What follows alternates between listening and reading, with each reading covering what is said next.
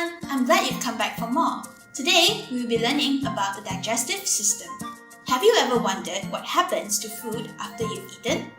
Where does it go? Well, let's conduct an experiment to learn more about the digestive system and discover the processes that happen during digestion.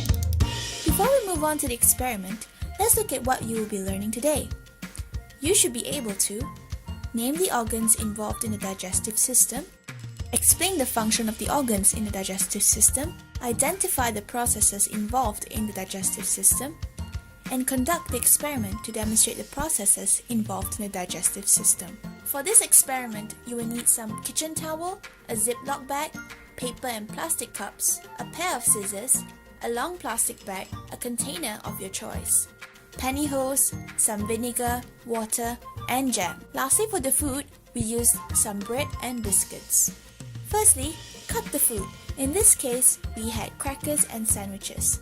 Cut it with scissors, which will represent the mouth or the teeth. While doing that, put a little water, which will act as the saliva in the food, and mix it together. Next, place the crushed crackers or bread into a long plastic tube bag that represents the esophagus, and squeeze down the food down the esophagus tube. Then, we will add vinegar, and this vinegar will represent the acid in our stomach. Then cut a slit down the long plastic tube and squeeze the food into a Ziploc bag.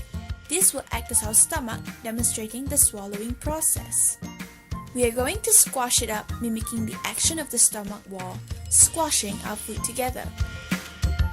Next, we will transfer the food into the small intestine, the pantyhose. Cut one part of the pantyhose and make sure it can stretch. Then, you will cut the bottom of the plastic cup and place it into the tights. Cut the corner of the Ziploc bag and pour the food into the small intestine through the plastic cup.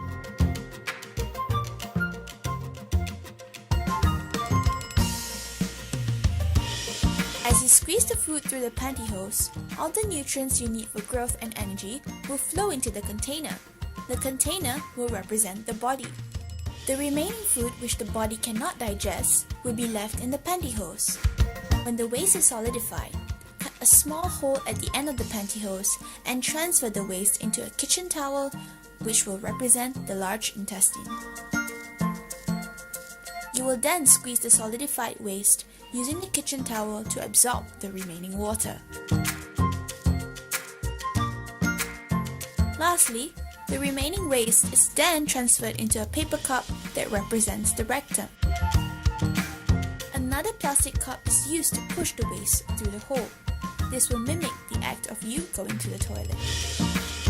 Now, try this experiment for yourselves. After conducting the experiment, here are some questions for you to explore more about the digestive system.